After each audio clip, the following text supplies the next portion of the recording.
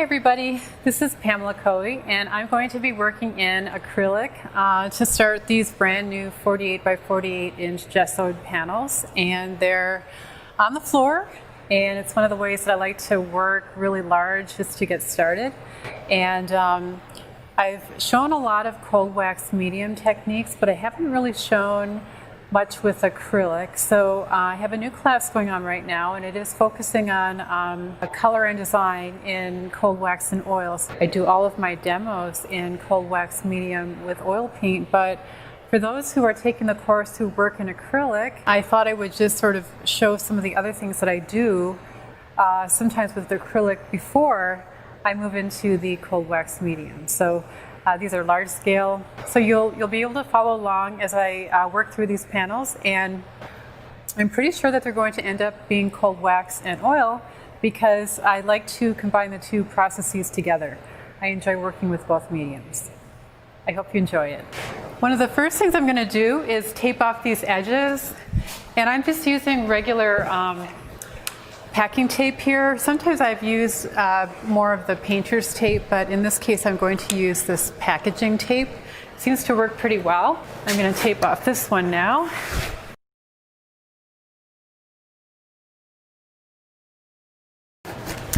And also this painting over here is done with cold wax medium and some oil paint, and it's very drippy, so I can work in the same way with acrylic paint to have it be sort of, you know, equally drippy. So that's the cool thing about working with cold wax medium on one painting, but then you can work on acrylic on another painting, can get really similar effects. And that's not really that hard to do. It's just a matter of learning a few different techniques and what to add to your cold wax medium and oils. And it was done on the wall, and it was done mostly with brushes, and just wanted to kind of get some early stage painting down, and I'm going to probably do some similar things with these other panels in acrylic, but then move into the cold wax medium later. But I just wanted to let you know that this painting here was done with cold wax medium and oils. So, okay, I'm going to try some really crazy tools as well. I like to work on two panels at a time, even if the panels don't end up staying together. It's just fun because it's a bigger surface to work on. Thought I'd start out with some mark making, just simple stuff. I've got some graphite powder here, and I've got this feather duster that I've been wanting to try. Just haven't had a chance to do it yet. So this is messy stuff, but it's really fun. All right, here is my feather duster. So I've been dying to do this just to see what would happen.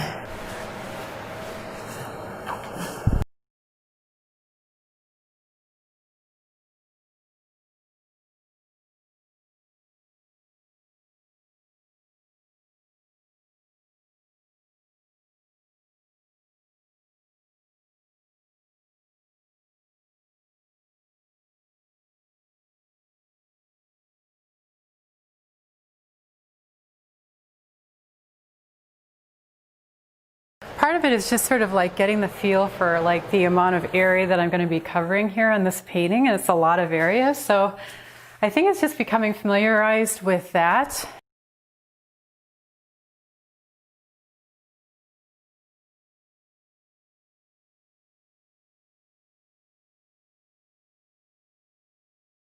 I was amazed at what you can do with just, you know, black and white before you even get into any other color of any kind.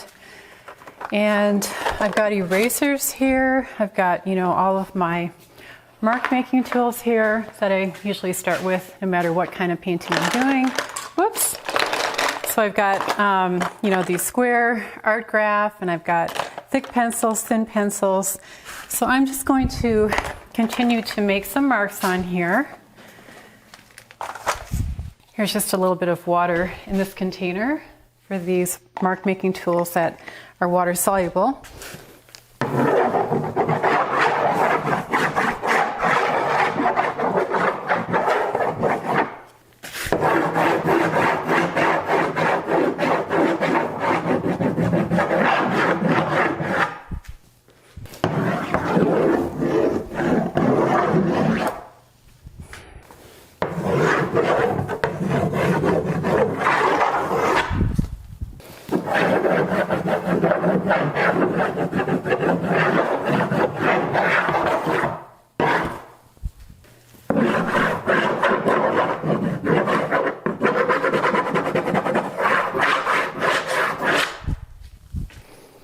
It's time to put on the gloves.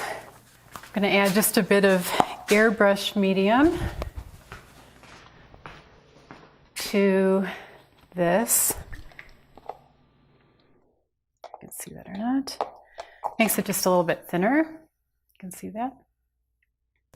It's better to add that than water because water is going to make that polymer weaker. Okay, and I've got this really long tool. I don't know if you can see it or not, but this is kind of fun.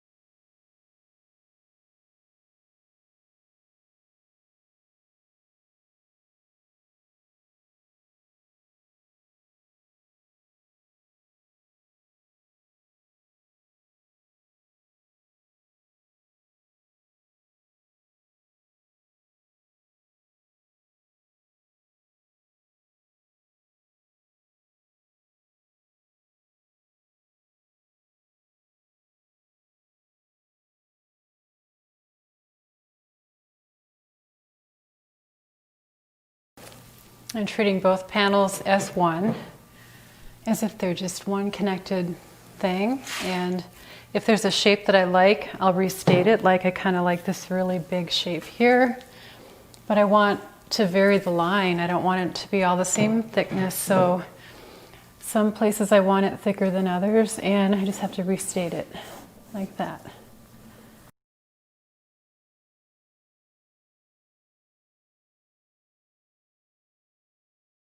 It's really fun to have tools like this that take away control because there's absolutely no expectation. There's nothing that I could do and to plan what I'm doing right now. It's just all play, mark making.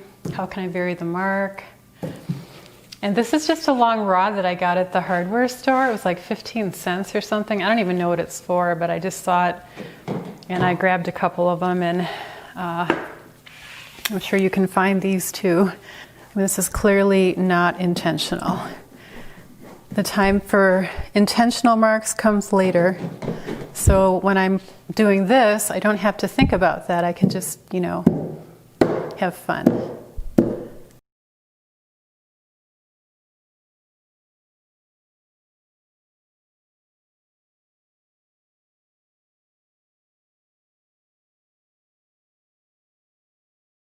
So right now this is just black acrylic paint. It's ivory black and some airbrush medium in it to make it thinner.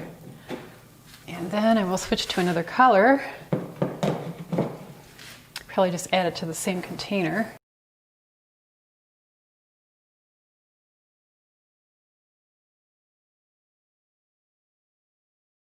And then I want to, while this black paint is still wet, I want to I'm going to switch around here, lay this down. And I like to use these brown papers, and I do use these a lot. So these are just kind of transfer papers. I think carpenters use these. And so I'm just going to squirt some colors down.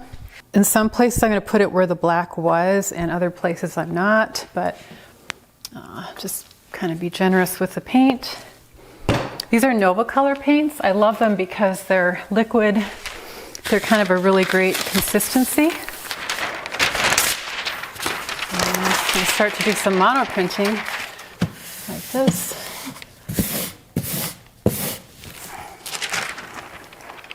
Let's get some activated surface here, not knowing what to expect and not worrying too much about it at all. So it's picking up some black, and then, because the black is still wet, and then transferring it.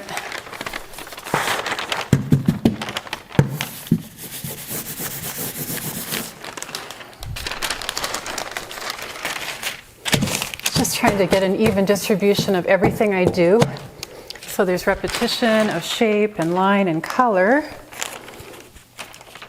And then you can see this paper is getting kind of pretty saturated with paint.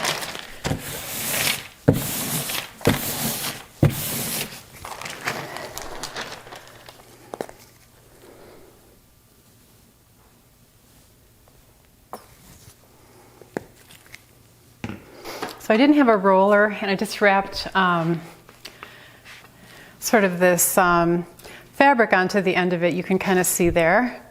So instead of having the normal nap on there, I'm going to use this. See what happens.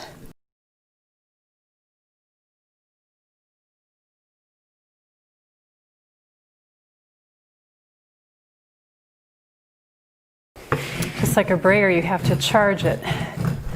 But I'm getting a really interesting texture here.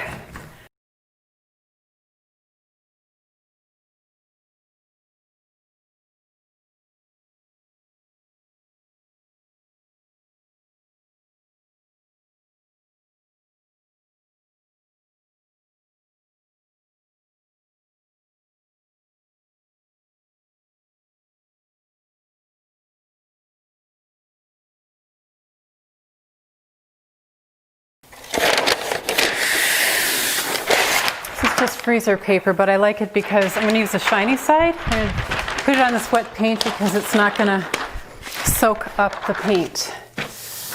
So again, monoprint.